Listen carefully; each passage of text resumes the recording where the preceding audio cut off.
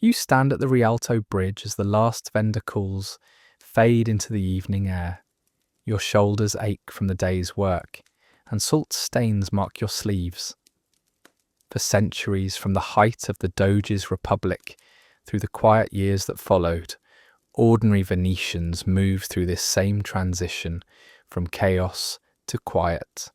In just a moment, we'll follow you through narrow alleys, where the only sound is water lapping against stone. Tonight you'll discover how a city built on water taught its people to measure rest, not by hours but by the rhythm of tides and the weight of honest exhaustion. Before we settle in, if you enjoy these relaxing journeys into the past, like the video and subscribe for more quiet history evenings.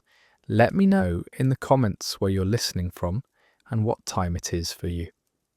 Now let's get comfortable and ease into tonight's journey. You feel the ache settling deep into your shoulders as the sun begins its descent behind the rooftops. The weight sits there like stone, a specific heaviness that speaks of rope work and cargo handling, of hours spent bent at angles your body wasn't meant to hold. Your hands are raw in the creases where the rope burns deepest, and when you flex your fingers, the skin pulls tight and reminds you of every crate you lifted, every knot you tied, every moment you braced against the shifting weight of goods coming off the merchant ships. Your back is tight from bending over cargo all afternoon, and the humid air clings to your skin like a second layer of cloth, making you aware of every place where sweat has dried and then formed again. The physical exhaustion is real and specific. This tiredness has texture and location. Your lower back throbs with a dull pulse that matches your heartbeat. Your forearms burn from gripping and pulling. The muscles between your shoulder blades feel knotted and dense, as if they've forgotten how to release. You've been hauling, lifting, negotiating prices in the noise of the market, and watching the water levels shift with every passing hour, because in Venice the tide schedule determines when ships can enter the canals, when cargo can be unloaded, when your work can begin, and when it must pause. The lagoon's shallow depth means that timing matters more than ambition. A ship that arrives an hour too late sits waiting in deeper water while you stand idle, losing wages. You've learned to read the water like other people read faces, checking its height against the stone markers, calculating how many hours you have before the level drops too low for the heavy barges. You glance at the coins in your leather pouch, counting them with your thumb without looking. Your fingers know the shape of each coin, the weight of silver versus copper, the smooth edges of the newer pieces, and the worn, almost soft feel of the older ones that have passed through countless hands.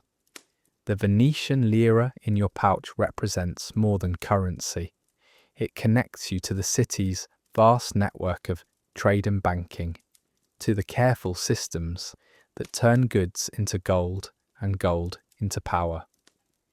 This habit is born from years of careful living, from knowing exactly what you earned and what you owe, from the constant mental calculation of food costs and rent, and the small amount you're trying to save for winter when work slows. You don't need to see the coins to know the count. Your thumb moves across them in a rhythm that's both reassuring and disappointing. The day's earnings feel lighter than you hoped. You'd counted on unloading 2 ships, but the second one arrived late after the tide had already turned, and the harbour master sent everyone home. Tomorrow's tide schedule means an early start before dawn, which means less sleep tonight, which means your body won't fully recover from today's strain before you ask it to work again. You feel this knowledge settle into your chest alongside the physical tiredness, adding a different kind of weight to the one in your shoulders and back. Around you, other workers move with the same slow, deliberate heaviness.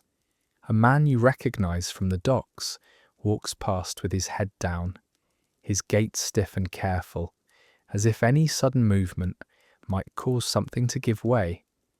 A woman carrying an empty basket rests it on her hip, and you see how her hand stays pressed against her lower back, supporting the weight that's no longer there, but that her body still remembers. Their faces show the same quiet calculation you feel inside yourself, the weighing of rest against tomorrow's demands, the knowledge that sleep will be too short and morning will come too soon. No one speaks. The end of the workday in Venice isn't a time for conversation. It's a time for the slow migration home, for the careful management of tired bodies through crowded spaces. A gondolier ties off his boat with practiced movements, his hands moving through the complex knot without thought, muscle memory taking over while his mind drifts elsewhere. You watch his shoulders sag the moment the knot is secure, the way his whole body seems to exhale and settle lower. He's been rowing tourists and merchants through the canals since first light, his arms pulling the same stroke thousands of times, his legs bracing against the slight rock of the boat with every push. Now, with the boat secured, he allows himself to feel the full weight of what those hours cost him. He rolls his shoulders once, winces, and then steps onto the stone walkway with the careful movements of someone much older than his years. The scent of salt and sweat mingles with the fading aroma of spices from the market stalls.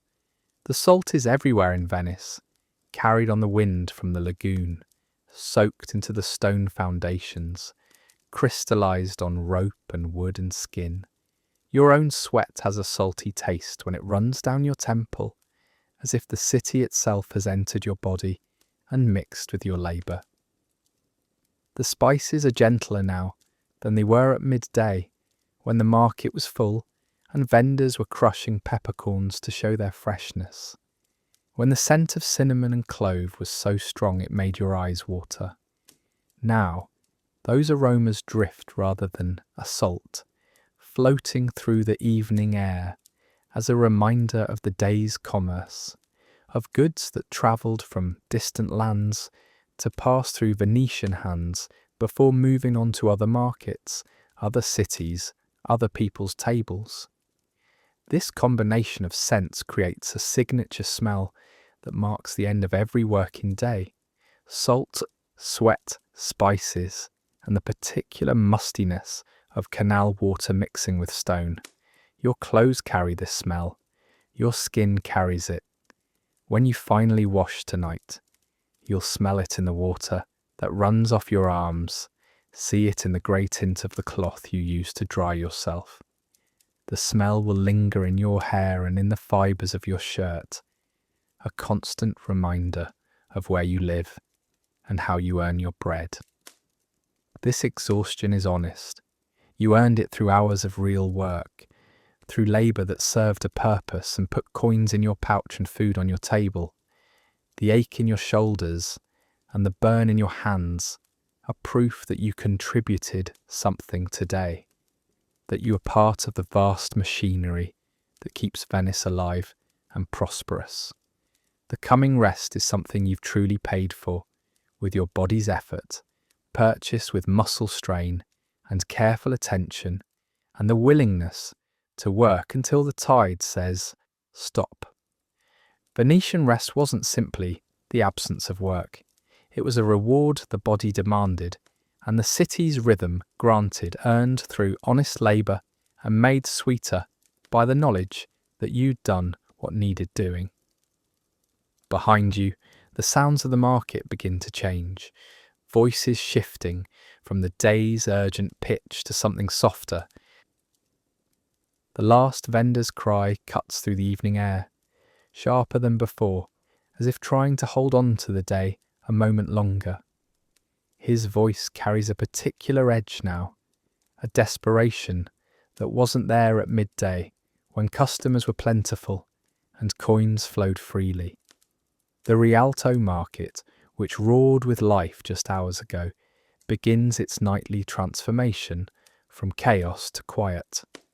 This isn't just any market closing. The Rialto served as Venice's primary financial and commercial centre, the beating heart where merchants negotiated contracts worth fortunes, where bankers exchanged currencies from a dozen nations, where the Republic's economic power was made real in daily transactions. The change happens gradually, like the tide pulling back from shore, leaving behind a different landscape than the one that existed moments before. You hear the wooden shutters sliding closed one after another, creating a rhythm that marks the end of commerce. The sound is distinct, a scraping slide followed by the dull thud of wood meeting wood, then the metallic click of a latch being secured. Each closure adds to the growing quiet. The scrape of crates being dragged across stone creates a harsh grinding noise that echoes off the bridge's arches. Vendors pull their unsold goods towards storage areas, the wooden boxes leaving faint white scratches on the worn grey stone. The splash of wastewater being tossed into the canal punctuates the evening, each bucket creating a brief disturbance in the water below before the canal swallows it and returns to its steady flow. Voices drop from shouts to murmurs. The vendors who spent all day calling out their wares in voices loud enough to be heard over the crowd now speak in normal tones, conversing with their neighbours about the day's business, making quiet arrangements for tomorrow's supplies. The space between sounds grows wider, letting you notice things the daytime noise had buried. You hear footsteps now, individual shoes against stone. You hear the creak of a cart's wheels as someone pushes it away. You hear a dog's bark from somewhere across the canal, carried clear and sharp through air that's no longer filled with competing sounds. Each fading sound marks another small ending. The day is slipping away in stages, and you feel it happening with a mixture of relief and something close to melancholy. Relief because your work is done. Your body can finally stop its constant motion. Your mind can release the careful attention that market work demands.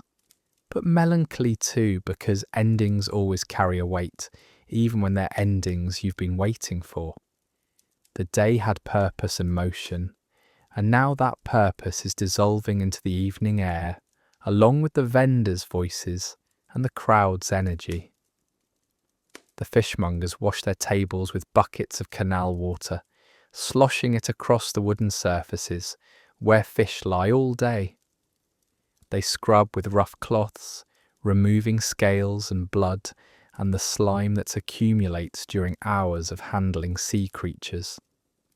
The smell of fish, which was overwhelming at midday, begins to fade, giving way to the cleaner scent of damp stone. The water they use carries the canal's particular smell, not quite fresh, not quite foul, but something in between. The smell of a working waterway in a working city.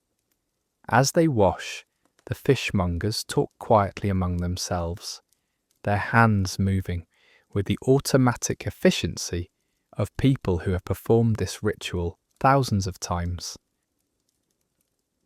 A woman counts her unsold bread, wrapping each loaf carefully in cloth before placing it in her basket.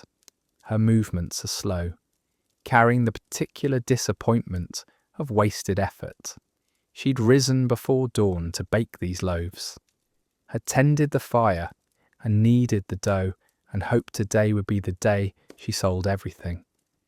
Now she wraps the remaining bread with gentle hands, knowing it will be harder tomorrow, less fresh, less desirable. You see her pause with one loaf half wrapped, looking at it as if wondering where she went wrong, what she could have done differently. Then she finishes the wrapping and moves to the next one, her face settling into resigned acceptance. The bridge itself seems to exhale as the crowd thins. The constant press of bodies that made crossing difficult just an hour ago has eased to occasional clusters of people finishing their business or making their way home. You feel the worn stone beneath your feet more clearly now that you're not being jostled. The bridge's surface is smooth in the centre, where countless feet have walked, slightly rougher near the edges, where traffic is lighter.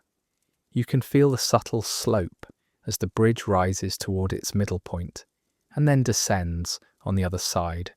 The central stairs, where shops line both sides, still hold a few lingering customers, but even here the energy has shifted from urgency to closure. The stone architecture shapes the sounds in particular ways.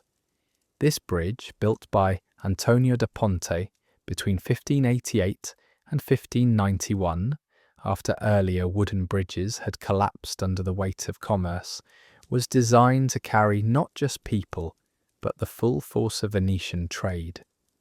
During the day, the arches and enclosed spaces created echoes that layered vendor calls over crowd murmur, over cart wheels in a dense acoustic blanket. Now, with fewer sounds to layer, you hear each one more distinctly. A shutter closing reverberates.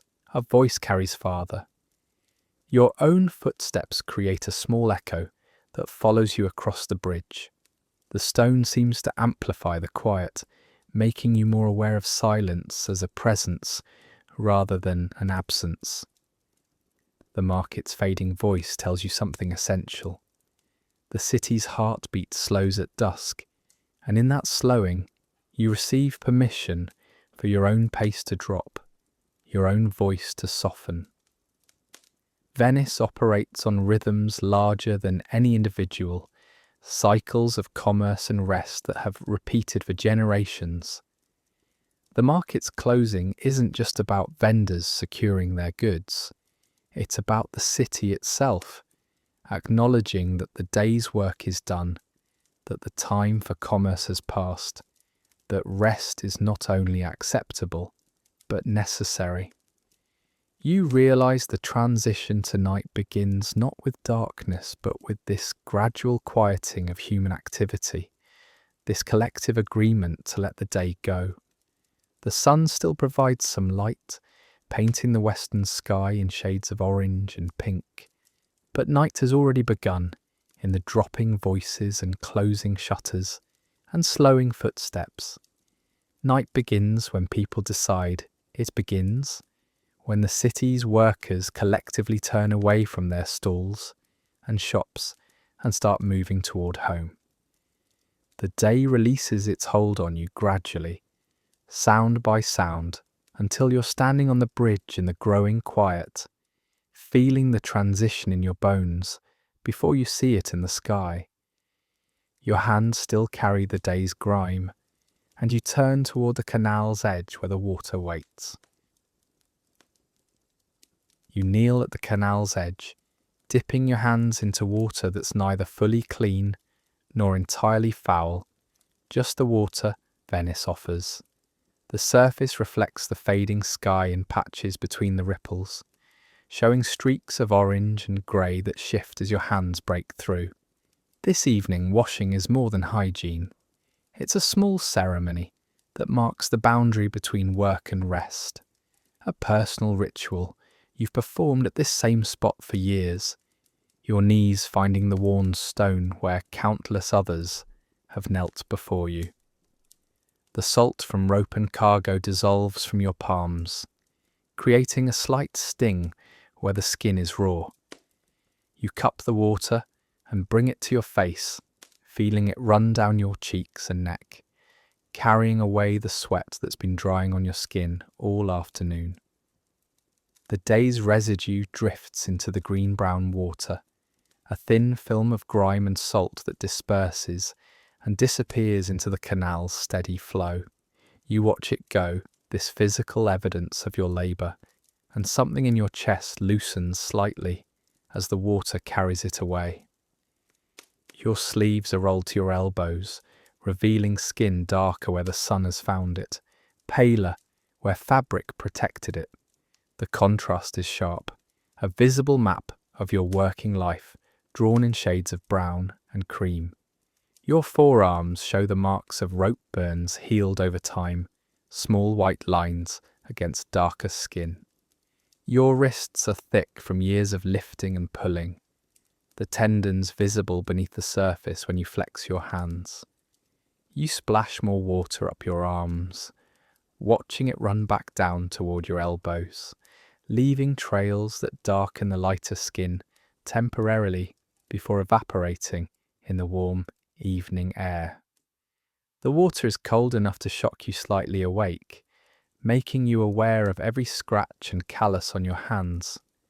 Each small injury announces itself with a sharp sting as the canal water finds it. A fresh scrape across your knuckles, a shallow cut on your thumb from a rough wooden crate. The deep calluses on your palms that have built up over the years, thick protective layers that no amount of washing can soften. The cold makes your fingers feel more present, more real, as if the numbness from repetitive work is being washed away along with the salt and grime. You scrub at a stubborn stain on your sleeve, working your thumb against the fabric in a circular motion. The stain is dark, probably tar from the docks, and you know it won't fully come out. Tomorrow will add another layer, another mark of work, another stain that resists washing. Your shirt carries a history written in these marks, each one telling a small story of cargo handled, work performed, days survived. The fabric is worn thin at the elbows and cuffs, softened by countless washings, in this same canal water, shaped by your body's movements until the shirt feels like a second skin. Other workers perform the same ritual along the canal's edge, creating a quiet line of people bent toward the water, each in their own private moment of transition. A woman 2 spots down from you washes her arms with slow, deliberate movements, her face showing the same tiredness you feel. A man farther along cups water to his neck, letting it run down inside his collar, his eyes closed against the shock of cold. No one speaks. This washing is a solitary act performed in company, a shared experience that requires no words. You're all doing the same thing, marking the same boundary, acknowledging the same need to separate work from what comes after. The canal water is what Venice gives to everyone, from the workers at the docks to the merchants in their fine houses. The city built on water makes no exceptions. Everyone lives with the reality of these canals, uses them, washes in them, and accepts them as part of daily existence. The act of washing feels both practical and symbolic. You're cleaning your body, yes, removing the physical evidence of labour, but you're also preparing your mind for a different state, a shift from the alert attention that work demands to the softer awareness that evening allows. Your hands move automatically through the washing motions while your thoughts drift, releasing the tight focus you've held all day. The merchant's face when you loaded his cargo, the weight of the last crate heavier than you expected, the moment when the tide turned and you knew your work was done. These memories float through your mind and then dissolve, washed away like the salt on your skin. The canal water has its own smell, distinct from the open sea. It carries hints of waste and stone, of wood and metal, of the thousands of people who live along its banks and use it for everything, from washing to transport to disposal. The smell isn't pleasant, but it's familiar, woven into your daily experience so deeply that you barely notice it anymore. When you bring your wet hands to your face, you smell the canal mixed with your own sweat, creating a scent that belongs specifically to this moment, this city, this life. You splash water on the back of your neck, feeling it run down your spine beneath your shirt. The sensation is both uncomfortable and relieving, the cold shocking your tired muscles into a brief moment of alertness before the relief settles in. Your neck has been tight all day from looking down at cargo, checking knots and watching your footing on the wet stones. The water doesn't release the tension, but it acknowledges it, gives it attention, and reminds you that your body has been working hard and deserves care. When you stand, hands dripping, the day's grip on you has loosened just enough to let the evening in. Water runs from your fingertips back into the canal, creating small ripples that spread and fade. Your wet skin feels cooler in the evening air, making you aware of the temperature drop that comes with sunset. The dampness on your arms and face will dry as you walk home, but for now, it marks you as someone who has just performed this ritual, this small ceremony of transition.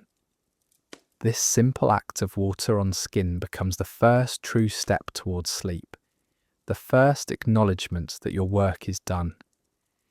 Beyond the maze of canals that spread through the city, you sense a shift in the air, a change in the distant sounds that reach you even here at the water's edge. The Great Arsenal shipyard releases its workers into the evening, and the shift arrives as a gradual fading, a reduction in the background hum that's been present all day without you fully noticing it. The arsenal sits on the eastern edge of the city, its massive walls containing a world of organised labour that most Venetians never see inside, but you feel its presence constantly, the way you feel the sea even when you can't see it.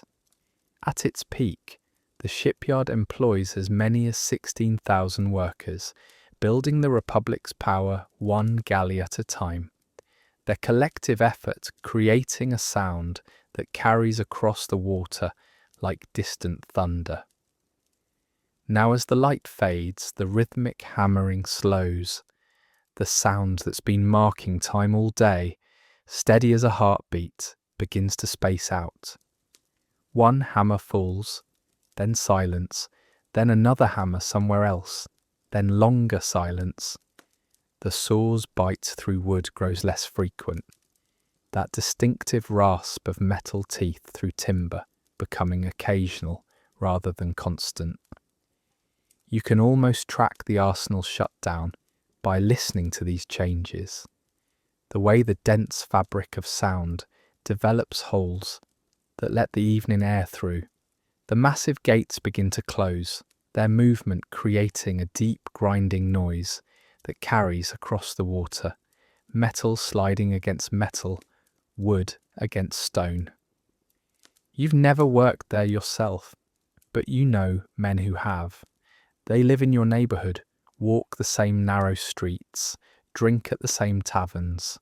They speak of the arsenal with a mixture of pride and exhaustion that you recognise in your own bones. Pride because building the galleys that protect Venice and carry its trade is work that matters, work that connects directly to the Republic's strength and prosperity. Exhaustion because the pace never slows, the expectations never lower, and the work demands precision even when your muscles are screaming and your mind has gone numb from repetition. One man you know makes rope there, his hands permanently curved from years of twisting fibre.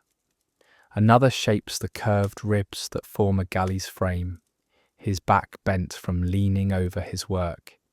They carry the arsenal home with them in their bodies. The arsenal's silence feels significant, almost unsettling, because it represents the pause of something vast and powerful.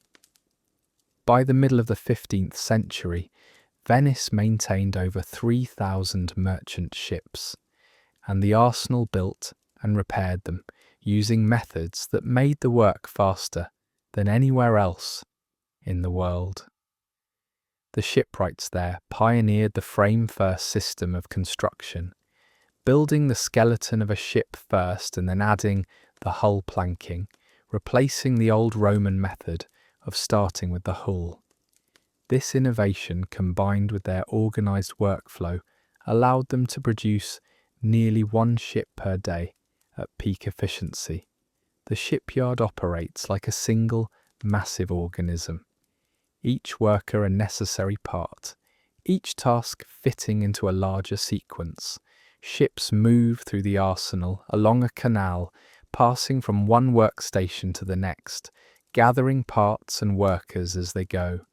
Dante himself wrote of this place in his Inferno, describing the boiling pitch used to seal the hulls, and scholars would later call it one of the earliest large-scale industrial enterprises in history.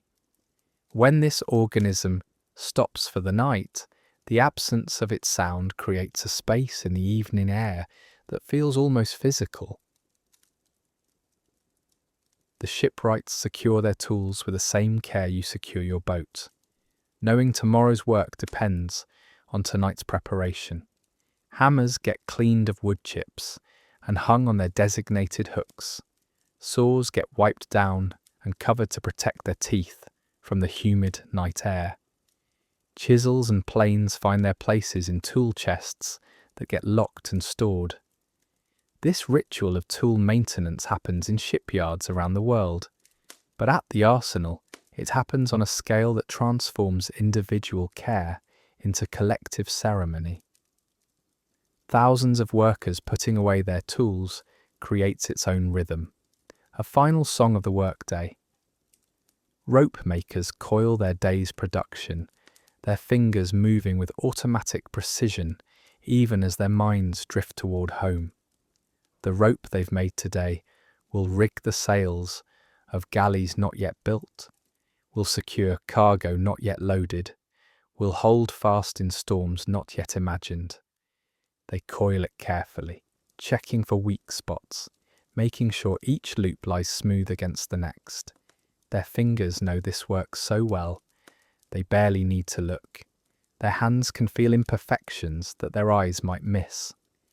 As they coil, they think of the walk home, the meal waiting, the moment when they can finally sit and let their shoulders drop.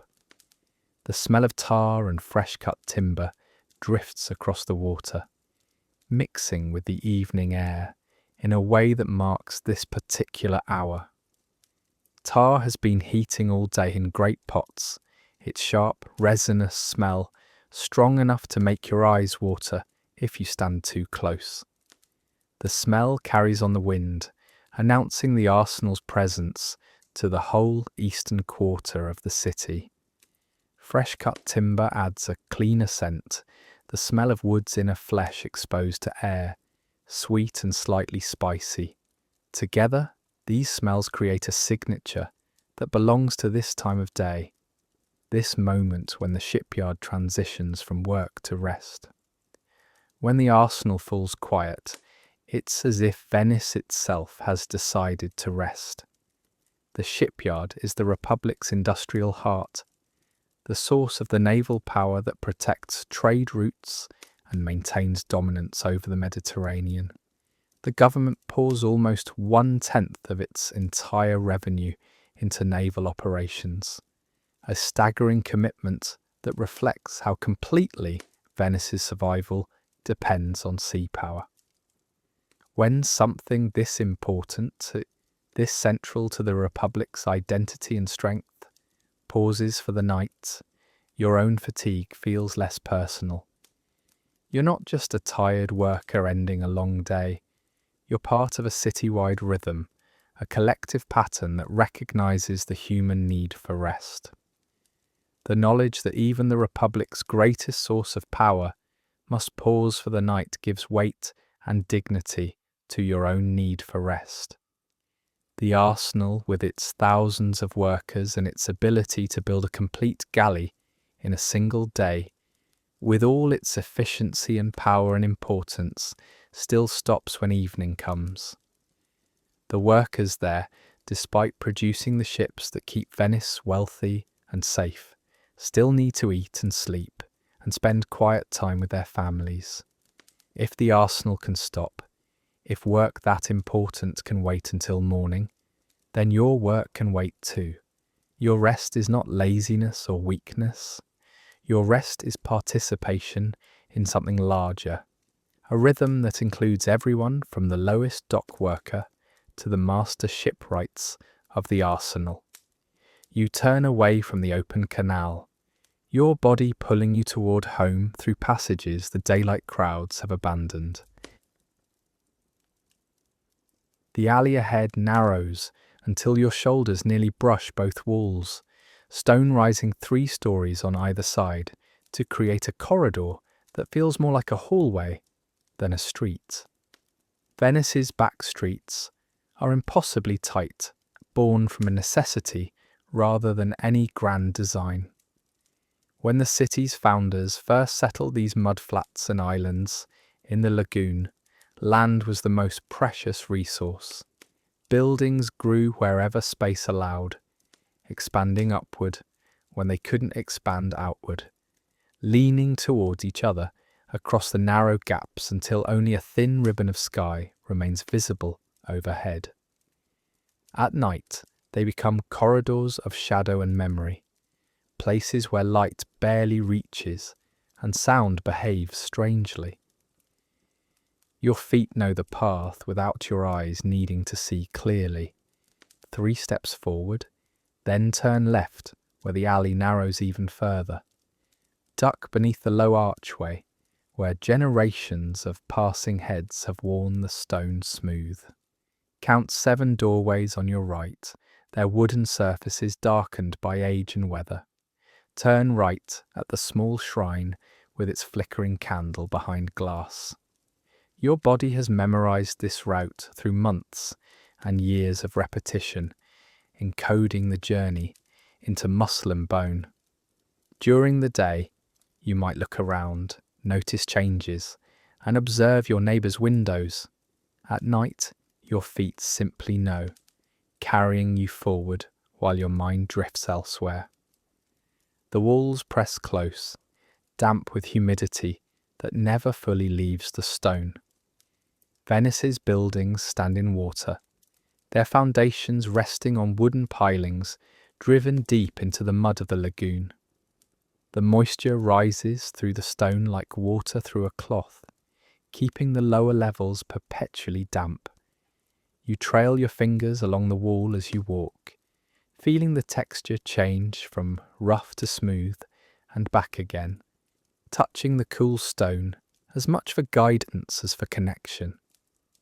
The contact grounds you in the darkness, tells you where you are in relation to the path, and keeps you oriented when vision fails.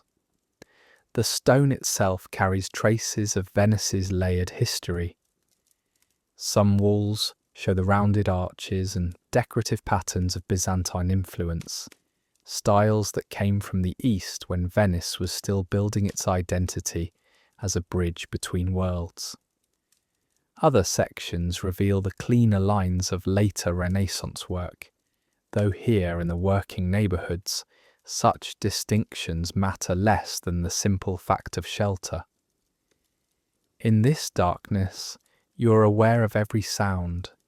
Your own breathing seems loud in the enclosed space, each exhale echoing slightly off the stone walls. Your footsteps create a soft, rhythmic tapping that follows you like a companion, the sound bouncing between the walls in a way that makes it hard to tell exactly where it originates. The distant murmur of voices from behind shuttered windows drifts down from upper floors, muffled but present. You can't make out words, but you recognize the cadence of conversation, the rise and fall of family talk at the end of the day. Somewhere above, a child laughs, the sound bright against the darkness.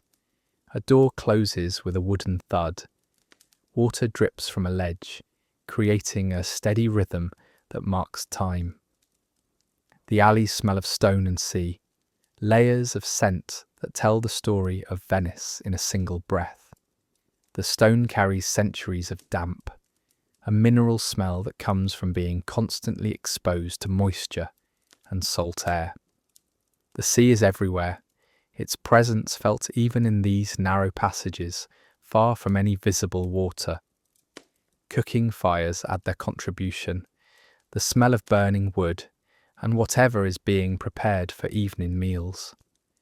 Smoke drifts down from chimneys, settling into the alleys where it mingles with other scents. Waste sits in buckets outside doors, waiting for tomorrow's collection. The particular mustiness that comes from buildings standing in water for centuries permeates everything. A smell that's neither pleasant nor entirely unpleasant, just deeply familiar. You pass a neighbour returning home, a man whose face you know, but whose name you've never learned. You exchange nods without words, both of you too tired for conversation, but comforted by the familiar presence.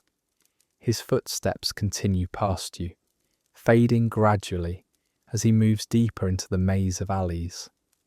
The brief encounter reminds you that these passages aren't empty, that other people are making the same journey toward home and rest, that the city contains thousands of individual stories like yours, all unfolding simultaneously in narrow spaces just like this one. A cat darts across your path, appearing suddenly from a doorway and disappearing just as quickly into shadow on the other side. You hear it splash into a thin stream of water running between the paving stones, the small sound amplified in the quiet.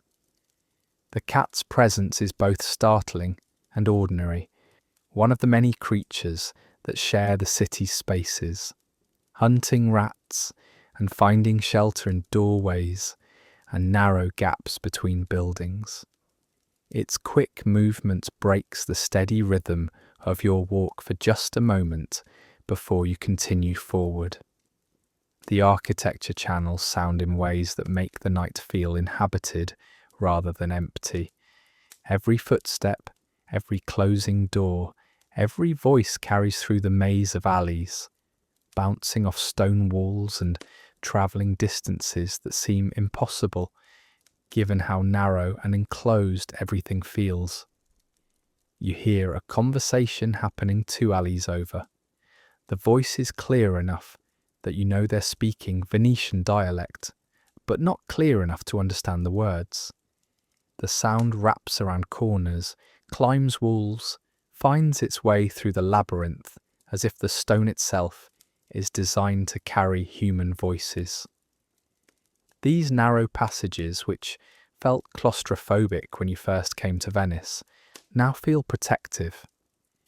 The city that seemed confusing and maze-like has become familiar territory, its complexity transformed from obstacle to shelter. The tight spaces that once made you feel trapped now feel like the city itself is guiding you home, through a secret personal route.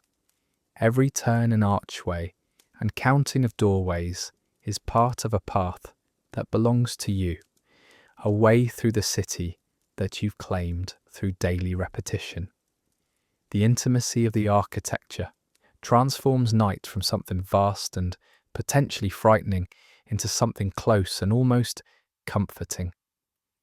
In open spaces, darkness can feel overwhelming, infinite, full of unknown possibilities. Here, in these narrow alleys, darkness has boundaries. The walls define it, contain it, make it manageable. You can reach out and touch both sides of the passage. You can hear when someone else is near. The night isn't endless and empty. The night is this particular corridor of stone, this specific path home, this known and navigated space where your feet carry you forward without hesitation. Ahead, you see the darker outline of your own doorway, and your hand moves toward the latch before your mind fully registers that you've arrived. The latch lifts under your palm, and the door swings inward on leather hinges that creak with a sound you've heard thousands of times. You step across the threshold into your small dwelling, leaving the public city behind and entering your private world. The space is modest, a single room or perhaps two if you're fortunate, with walls that hold a day's warmth and the smell of home. That smell is distinct and impossible to describe to anyone who doesn't live here. A mixture of cooking oil and damp plaster, of the particular soap your wife makes, of bodies and fabric, and the wooden beams overhead that have absorbed years of daily life. The lower walls show the familiar dark line where water has risen during aqua alta, that periodic flooding when the lagoon pushes into the city, and even modest homes like yours take on water. You've learned to keep important things on higher shelves, to accept the dampness that never fully leaves the stone, to live with the constant humidity that comes from building your life on water. You hear your family before you see them clearly in the dim lamplight. Your wife's voice reaches you first, soft and steady, speaking to the children in the gentle tone she uses when the day is winding down. The children's quieter responses follow, their voices already losing the energy they had earlier, becoming softer and slower as night approaches. The lamp sits on the small table, its flame steady behind a horn screen that diffuses the light into a warm glow. The illumination is gentle, just enough to see faces and movements, not enough to push back the shadows gathering in the corners. The contrast between the canal's openness and this enclosed space makes you aware of your body's size, your tiredness, the way you fill the room with your presence. Outside, on the waterways and in the alleys, you are just another worker among thousands. Here, in this small space, you're substantial, important, the person whose arrival changes the room's atmosphere. Your wife looks up from her work, and the children pause in their quiet play. Your presence matters here in a way it doesn't in the larger city. You carry the outside world in with you. The salt smell clings to your clothes and skin despite the washing at the canal. The fatigue sits in your shoulders and shows in how you move, careful and deliberate, conserving energy. The small worries about tomorrow's tide and next week's earnings follow you across the threshold like unwelcome companions. Will the merchant ships arrive on schedule? Will the weather hold? Will your body hold up to another week of heavy lifting?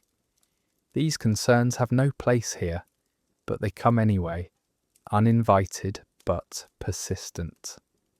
Your wife glances at your face, reading your day in your expression. She's learned this skill over years of marriage, the ability to see past what you say to what you feel.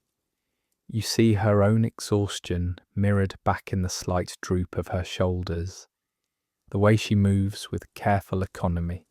She's had her own labour today, her own navigation of Venice's demands.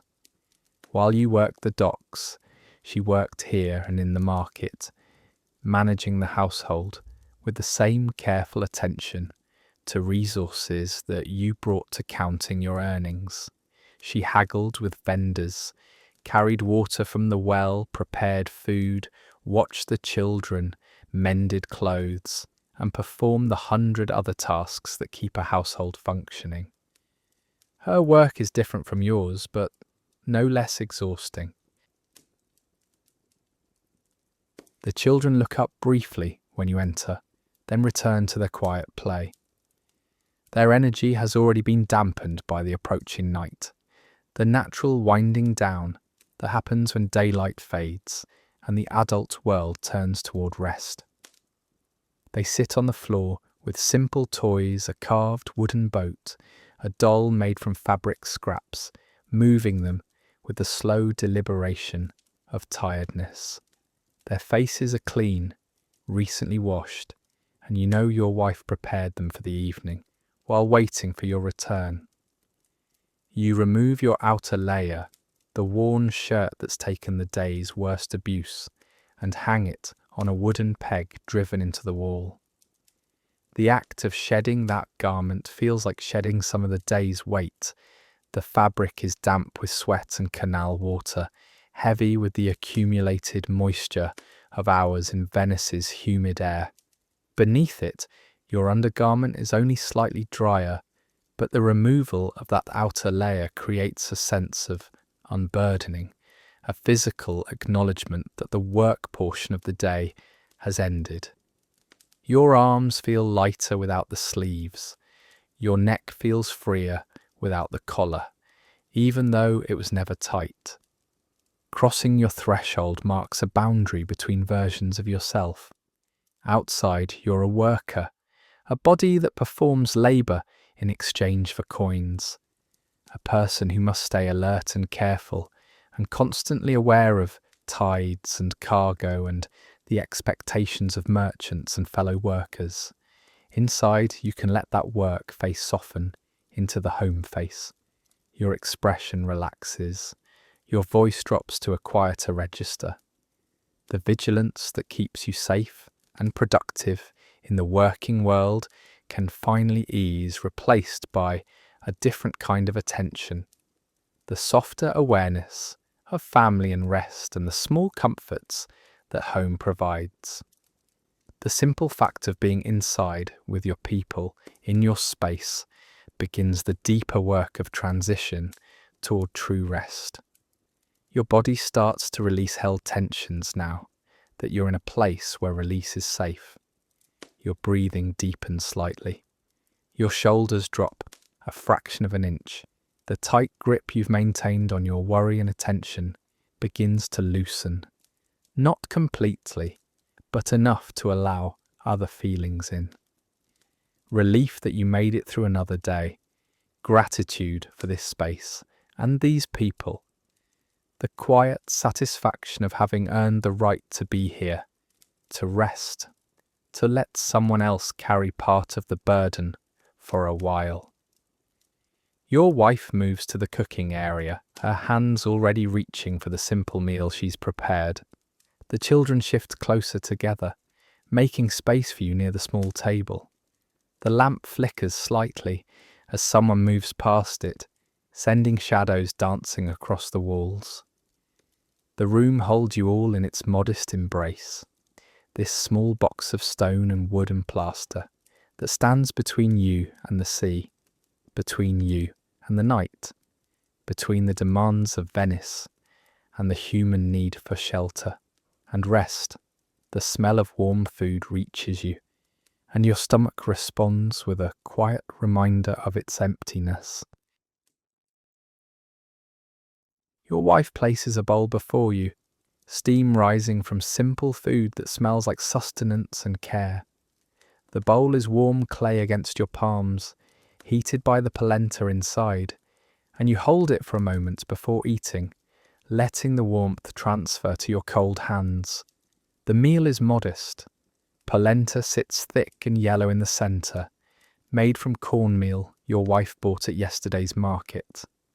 A small piece of fish rests on top, probably sardine or anchovy, the inexpensive catch that Venice's lagoon provides in abundance. The shallow waters teem with fish, making them affordable even for workers' families, a daily gift from the sea that surrounds and sustains the city. Some bread sits beside the bowl, the crust dark and hard, the inside still slightly soft. A tiny pinch of pepper darkens the polenta's surface, one of the few luxuries your household can afford. A reminder that even in a modest home, Venice's position as a great trading port means that distant spices pass through your city and occasionally, in the smallest quantities, reach your table. This is what the day's earnings and the market's offerings provided, no more and no less. You eat slowly, not from leisure, but from tiredness. Your jaw works with deliberate movements, chewing thoroughly because your body's too exhausted for anything but careful, methodical action. Each bite is a small restoration of the energy your body spent during the long hours at the docks. The polenta is thick and filling, settling heavily in your stomach in a way that feels good after a day of physical labour. The fish adds a salty flavour that makes the bland polenta more interesting, its taste carrying hints of the lagoon itself. The bread requires effort to tear and chew, but the work of eating it feels manageable, appropriate for this quiet moment. The children eat quietly at the other end of the table. Their earlier restlessness has settled into the drowsiness that comes after a full day of their own small labours and play. Your daughter lifts her spoon slowly, her eyes half closed, moving the food to her mouth with automatic movements. Your son chews with his head resting on one hand, his body leaning heavily against the table's edge. They spent the day running errands for their mother, playing in the calle with neighbourhood children and helping with small tasks around the house. Their energy, which seemed endless this morning, has finally run out, leaving them quiet and compliant and ready for sleep. You're aware of what isn't on the table. The food you can't afford remain absent, existing somewhere in Venice but not in this room. No meat from the butcher's stall, no exotic spices in quantities that would transform the meal, no fine wine from the merchant's cellar, no pastries from the baker who serves wealthy families. The abundance that exists in the grand houses along the Grand Canal, the feasts that happen in the Doge's palace, the rich meals that merchants enjoy after successful trading ventures. None of that appears here. Your table holds only what your day's wages could buy, only what your wife's careful management could stretch to feed 4 mouths. Yet there's also awareness of what is here. Warm food on a night when warmth matters, family gathered together, marking this space as inhabited and loved. The particular taste of your wife's cooking, which is different from anyone else's because she adds herbs in proportion she learned from her mother, because she knows exactly how long to cook the polenta to get the texture right, because her hands have made this meal hundreds of times and carry knowledge that can't be written down or explained. The bread came from a baker she trusts. The fish came from a vendor who gave her a fair weight. The meal may be simple, but it's prepared with care and served with the quiet competence that comes from years of making do with limited resources. Your wife eats last as always. She served you first, then the children, and only now does she sit with her own smaller portion. You notice the tiredness in her movements, the way she lifts the spoon with effort, as if her arm is as heavy as yours feels. Between bites she rubs her wrist, working her thumb against a joint in small circles. The gesture is automatic, something she does without thinking, a response to pain that's been there so long it's become part of her daily experience. Her wrists hurt from carrying water, from wringing laundry, from kneading bread, from the 1,000 gripping and twisting motions that household work requires. The lamp flickers slightly, its flame moving in response to a draft from somewhere. The movement casts shadows that shift across the walls, making the room feel alive and intimate. The shadows of your family grow and shrink, stretch and compress, creating a gentle animation that draws your tired eyes. The flickering light catches your daughter's face, showing the exhaustion there. Then your son's profile, then your wife's hands as she continues rubbing her wrist. The lamp's unsteady glow transforms the simple room into something softer, more forgiving, hiding the worn spots and cracks and showing only the warmth of people gathered together. This simple meal becomes more than nutrition. The act of sitting together, of eating the same food, of sharing this quiet time as the day ends, these things create meaning beyond the basic function of filling empty stomachs. The meal is a shared ritual that says we made it through another day. We're still here, still together, able to provide this basic comfort. The food on the table proves that your work today had value, that the ache in your shoulders and the coins in your pouch translated into survival for the people who depend on you. The meal proves that your wife's careful management stretched those coins far enough. The meal proves that your family remains intact, functioning, and capable of gathering at day's end to share what you have. The food settles warm in your stomach, and you feel your body beginning to recognize that survival today means you've earned the chance to try again tomorrow. The polenta's weight feels substantial, grounding, a physical presence that anchors you after a day of constant motion. The warmth spreads through your core, reaching your tired muscles, beginning the slow work of recovery. Your body understands that fuel has arrived, that the work of today can be processed and released, that tomorrow's demands can be met because tonight provides sustenance. The bowls are nearly empty now, and the children's eyes grow heavier. Your wife begins to clear the table with slow movements, and you add your voice to hers in a quiet conversation about the day that's ending. The words pass between you with the ease of long familiarity, each voice adding its thread to the evening's quiet fabric. Your wife mentions that she saw Signora Martinelli at the well this afternoon, that the woman's daughter is recovering from her fever. Your son asks if he can help at the docks tomorrow, his voice hopeful despite the exhaustion showing in his face. Your daughter wonders aloud whether the baker will have sweet rolls in the morning, a small wish that carries more hope than expectation. These ordinary exchanges fill the room with something more substantial than their simple meanings suggest, creating an invisible boundary between your family and the water that surrounds the city. Your wife's voice shifts slightly as she mentions the water level rising higher than usual today. The observation comes out casual, delivered in the same even tone she used to discuss the neighbour's daughter, as if she's commenting on the weather or the price of flour.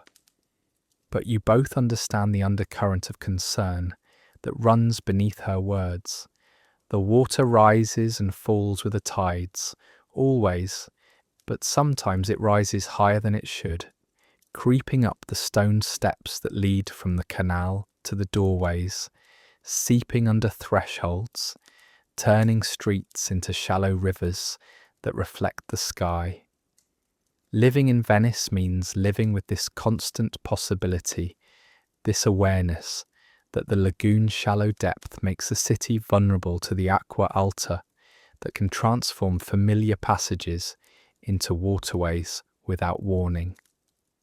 You've seen it happen before.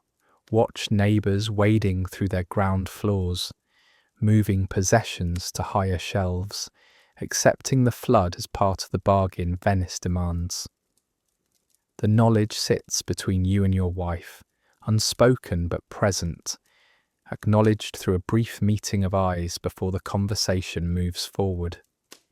This is the Venetian way, to know the water can rise, to prepare what can be prepared, to accept what cannot be changed, and to continue the evening's rituals despite the threat.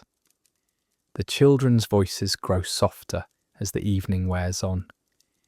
Your daughter's words begin to slur slightly, syllables running together as sleep pulls at the edges of her consciousness.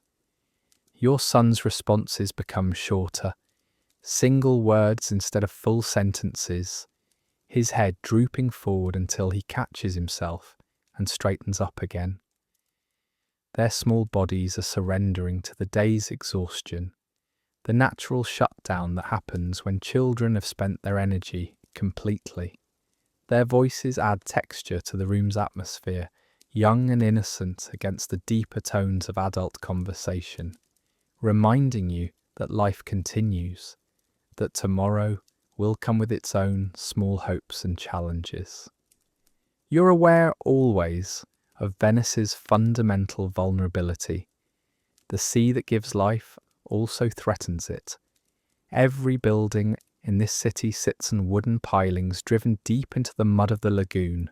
Thousands of logs cut from forests on the mainland and transported across water to be hammered down into the unstable foundation that Venice calls home. Your house stands on these pilings just like every other structure in the city, trusting wood and mud and centuries of collective hope to keep the walls above water. The knowledge of this precarious foundation never fully leaves your mind. When the water rises, when storms push the lagoon against the city's edges, when spring tides combine with wind to send waves through the streets, you remember that your home floats, essentially, held up by wood that sits in salt water year after year. Yet this same water that threatens also enriches. The trade routes that cross these waters bring the coins to your pouch, the spices to your table, and the work that fills your days. Venetians live with this paradox, this understanding that the source of wealth and the source of danger are the same. The relationship creates a particular attitude toward risk, a cultural acceptance that nothing is guaranteed, that prosperity and peril share the same address, that resilience means building your life anyway, carefully, and with full knowledge of what the lagoon can do. Yet in this moment, the voices of your family create a sense of security that defies the rational knowledge of danger. The sound of conversation fills the room with something stronger than stone, more protective than any wall. Your wife's steady voice recounting the day's small events, your children's sleepy questions and observations. These sounds claim the space as separate from the water outside, as safe despite the precarious foundation. The voices say that people live here, that life continues here, that the sea's constant presence doesn't prevent the dailiness of existence from unfolding in all its ordinary beauty. You add your own voice to the mix, keeping it low and steady. You tell your son he can come to the docks tomorrow if he wakes early enough, knowing he probably won't, but wanting to honour his interest. You assure your daughter that there might be sweet rolls, or if not sweet rolls, then something else good, some small pleasure to start the day. You mention to your wife that the merchant seems satisfied with today's work, that tomorrow should bring similar employment, that the coins will continue to come as long as your body holds out and the ships keep arriving. Your voice offers the comfort of your presence through sound as much as words, the deep tones that your family knows as belonging to safety and provision and home. Outside, you hear the water lapping against stone, a constant reminder of where you live. The sound comes through the walls, soft but persistent, the rhythm of the lagoon breathing against the city's edges. During the day, other sounds bury this one beneath layers of human activity. At night, when the city quiets, The water's voice returns to prominence, marking time with its gentle percussion. The sound is neither threatening nor comforting. It simply is a fact of Venetian life, as fundamental as breathing. But inside, human voices claim this space as separate, as safe. The conversation creates an acoustic boundary that holds back not just the water's sound, but also its implications, its reminder of vulnerability, its suggestion that nothing here is permanent or guaranteed. The voices say that within these walls, different rules apply. Here you can rest. Here you can let down the careful guard that the day requires. Here the sea's presence is acknowledged, but not dominant, known but not feared. The quiet conversation becomes a kind of spell, a collective agreement that within these walls, you're protected and the day's struggles have been met and survived. Each voice adds to the spell's power. Your wife's recounting of ordinary events affirms that life continues in recognizable patterns. Your children's questions affirm that the future exists, that tomorrow will come with its own small hopes. Your own voice affirms that you're present, capable, still able to provide and protect. Together, these voices create something larger than their individual meanings, a shared assertion that this family endures, that the city's challenges haven't defeated you, that rest is deserved and safety is real enough for this night. You realize that home isn't just a physical structure of stone and wood and plaster. Home is this acoustic space of familiar voices, this shared decision to speak softly and listen closely as night falls. The walls matter certainly, and the roof and the door that closes against the outside world. But the true boundary between inside and outside, between vulnerability and security, gets created and recreated each night through the simple act of family conversation, through voices that know each other so well that meaning carries through tone and rhythm as much as through words. The children's eyes are nearly closed now, and you guide them toward their sleeping corner, knowing that soon the voices will fade entirely, leaving only the night sounds of the city to keep you company. You lie down on your simple bed, and Venice at night begins its work of pulling you towards sleep. The bed is a wooden frame with a thin mattress stuffed with straw, covered by a rough wool blanket that scratches slightly against your skin. The mattress has compressed over the years of use, conforming to your body's shape, creating familiar hollows where your shoulders and hips settle. You shift once, twice, finding the position that puts the least strain on your tired back. And then you go still, letting your weight sink fully into the straw. The primary sound is water. The soft, constant lapping of the canal against stone creates a rhythm so fundamental to Venice that its absence would be more noticeable than its presence. The sound comes through the walls, as if the stone itself is breathing, a gentle pulse that marks time without urgency. Each small wave arrives, touches the foundation of your building, and retreats, only to be followed immediately by another. This sound carries particular significance here, where every structure stands on wooden pilings driven deep into the lagoon's mud. The water that laps against your building's foundation is the same water that surrounds those pilings, the same force that both supports the city and threatens it. The rhythm is irregular enough to stay interesting, regular enough to be soothing. Your breathing begins to match it without conscious effort, slowing to meet the water's pace. You hear a distant bell marking the hour, its tone carrying across the water with a clarity that daylight's noise never allows.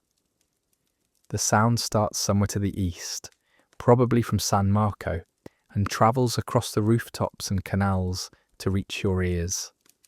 The bell's voice is deep and resonant, speaking once, twice, 3 times, then falling silent. The sound doesn't bounce or echo harshly. The humid air softens it, rounds its edges, makes it feel closer and more intimate than distance suggests. These bells serve more than just timekeeping. They warn of high tides approaching, of fires breaking out in the wooden structures that crowd together, of emergencies that require the city's attention. Even at night, their presence offers both comfort and function, a voice that watches over Venice while its people rest. Other bells answer from other churches, their voices creating a brief conversation across the nighttime city before quiet returns. Somewhere across the canal, muffled voices drift through an open window. The words are too far away to understand, but you can hear the cadence of conversation, the rise and fall that means people are still awake, still talking through whatever concerns or pleasures the evening holds. The voices are companionable, speaking in normal tones rather than whispers, suggesting that sleep hasn't yet claimed everyone. A woman's laugh carries briefly, light and genuine, before being absorbed back into the general quiet.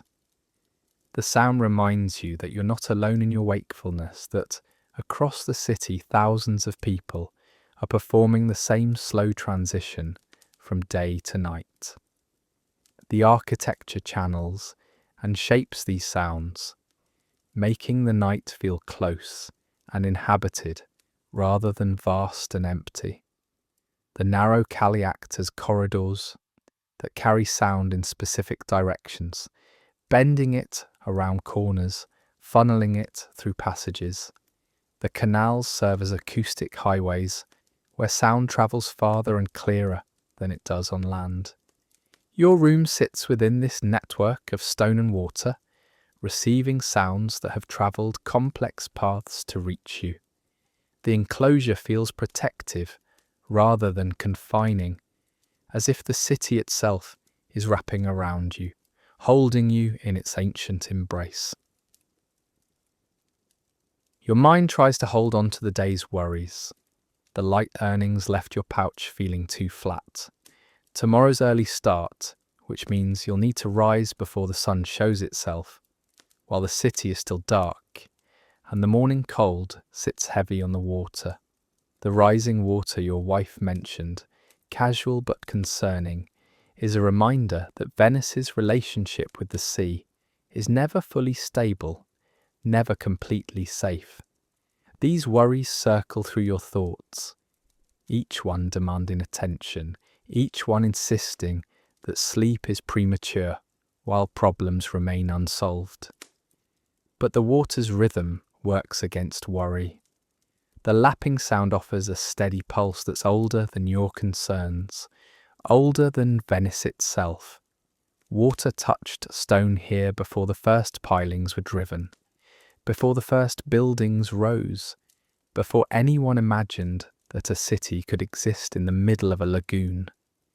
The sound carries the weight of that history, the knowledge that countless people have lain down in Venice and listened to this same rhythm, have brought their own worries to the night, and found that the water's voice was patient enough to outlast them all.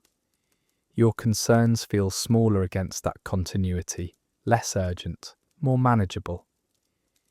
You feel the humidity in the air, the particular dampness that comes from living in a city built on water. The moisture settles on your skin like a thin film, making the wool blanket feel heavier and making your hair stick slightly to your forehead. The dampness carries the canal's smell, that mixture of salt and stone and organic matter that you've breathed for so long, it's become part of your body's expectation. The humidity is both uncomfortable and familiar, an irritation you've learned to accept as the price of living where you live. You shift the blanket lower, exposing your chest to slightly cooler air, finding a balance between warmth and the need to breathe freely. Your body begins to release its held tension, muscle by muscle, as the night's sounds permit rest. Your shoulders, which have been tight since morning, start to soften, the knots loosening slightly as you lie still. Your jaw, which you didn't realize was clenched, goes slack. Your hands, which spent the day gripping rope and crates, open on the mattress, fingers spreading slightly as the need to hold on to things finally fades. The release happens in stages, each muscle group surrendering in its own time, each one letting go of the day's demands, as the water's rhythm assures you that holding on is no longer necessary. The water's lullaby isn't just a pleasant sound.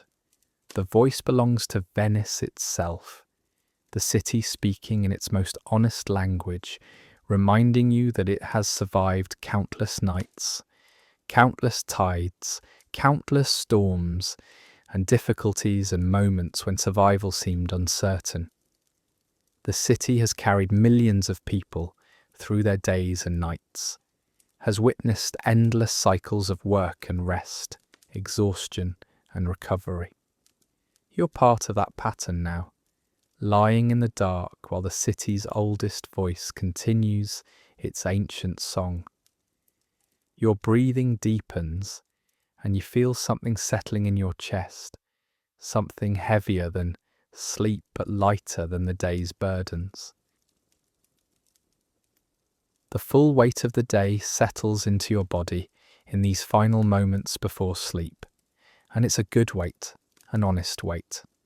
Your muscles ache in specific places, your shoulders throb from lifting, a deep soreness that speaks of crates raised and cargo shifted. Your back burns from bending, the muscles along your spine are tight and knotted from hours spent at angles that strained them. Your hands pulse with their own rhythm, the palms tender where rope burned them, the fingers stiff from gripping all day. Each ache is a small record of work done, a physical ledger written in your flesh that documents the hours you spent earning your survival. The tiredness isn't the empty exhaustion of meaningless labour.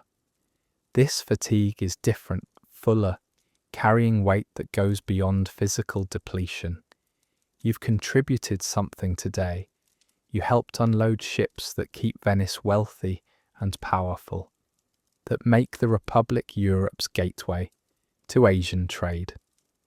The spices and silks and precious goods that flow through Venice's docks connect east to west, and your hands were part of that flow today. You moved cargo that will end up in distant cities, goods that connect the Republic to the wider world of commerce. Your work mattered in both personal and collective ways. The coins in your pouch prove the individual value. The knowledge that Venice's entire prosperity is built on ordinary workers like you, that the city's position as a trading power depends on thousands of people performing their tasks with care and attention, proves the collective value. This is the full fatigue of having earned, having participated in Venice's daily survival, having been part of something larger than yourself. You remember small moments from the day, a successful negotiation with a merchant who wanted to pay less than the work was worth, and your polite but firm insistence on fair wages, and his eventual nod of agreement, a shared joke with another worker during a brief rest, something about the weight of the crates being lighter if you pretended they were filled with feathers instead of spices, and the way both of you laughed, even though the joke wasn't particularly funny, laughing because the moment allowed it. The exact colour of the light on the canal at midday, when the sun was directly overhead and the water turned a particular shade of green-blue that you've never seen anywhere else. A colour that belongs specifically to Venice at that specific hour. These memories don't keep you awake. They don't circle through your mind demanding attention or preventing sleep from approaching. Instead, they give the day shape and meaning, turning 12 hours of labour into a story with a beginning and middle and end, with moments worth remembering, with evidence that today was different from yesterday, even if the work was similar. The memories make rest feel like a reward rather than just a biological necessity.